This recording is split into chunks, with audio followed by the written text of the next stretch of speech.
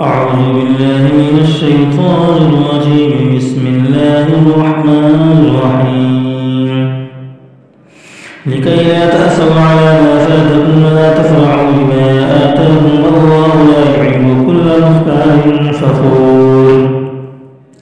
الذين يبخلون ويأمرون الناس بالبخل ومن يتول فإن الله هو الغني الحميد.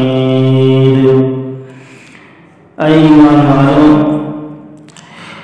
جو چیز تم کو نہ ملے، تمہاری کوشش اور محنت کے بعد اگر کوئی چیز تم کو نہ ملے تو تم اس پر غمگین نہ ہو، اور جو چیز اللہ تبارک و تعالیٰ تمہیں عطا فرما دے، مال، دولت، حسن،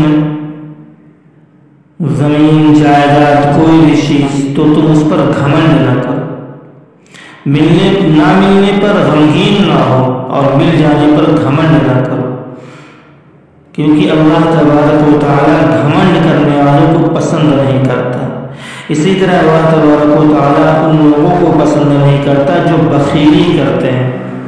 الذین یبخلون، جو لوگ بخیلی کرتے ہیں، اللہ نے انہیں جو دیا ہے اس میں وہ بخل کرتے ہیں، اللہ تعالیٰ انہیں بھی پسند نہیں کرتا. اور وہ لوگ جو خود بھی بخیلی کرتے ہیں اور لوگوں کو بھی بخیلی کی تعلیم دیتے ہیں، کہتے ہیں دیکھو خرچ نہ کرنا، نہ غریبی آ جائے گی، پریشانی آ جائے گی. آگے اللہ تعالیٰ فرماتا ہے وَمَن يَتَوَلَّ فَإِنَّ اللَّهَ هُوَ الْغَنِيُّ الْحَمِيدُ. اگر کوئی ہماری آیتوں سے روگردانی کرتا ہے، ہماری آیتوں پر عمل نہیں کرتا، تو اس سے اللہ کو کوئی فرق پڑنے والا نہیں. وہ غنی ہے، بے نیاز ہے ہر ایک سے. ہم اگر کچھ دیتے ہیں، اللہ کے راستے میں خرچ کرتے ہیں، تو اس سے اللہ کا کوئی فائدہ نہیں، اور اگر نہیں دیتے ہیں تو اللہ کا کوئی نقصان نہیں. هو الغنی الحمید، وہ تو بے نیاز ہے اور ساری خوبیاں جو ہے اسی کے لیے سزاوار ہیں.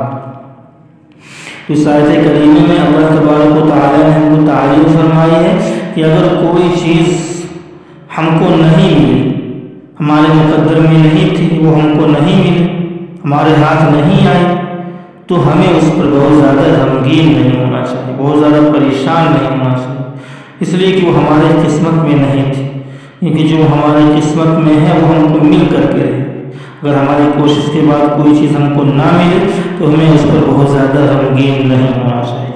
اسی طرح اگر ہم کو کوئی چیز ہماری محنت اور کوشش سے مل جائے، اللہ تبارک و تعالیٰ ہمیں دے دے، تو اس پہ ہمیں گھمنڈ نہیں کرنا چاہیے، غرور ہمارے اندر پیدا نہیں ہونا چاہیے. دونوں چیزیں جو ہیں نقصان دہ ہیں ہمارے لیے اور اللہ کو ناراض کرنے والی یہ چیزیں ہیں کہ اگر ہم محنت کے بعد ہم کو کوئی چیز حاصل نہ ہو تو ہم اس پر بہت زیادہ غمگین ہو جائیں، اور کوئی چیز ہم کو مل جائے تو ہم اس پر گھمنڈ کرنے لگیں. یہ دونوں چیزیں اللہ کو پسند نہیں.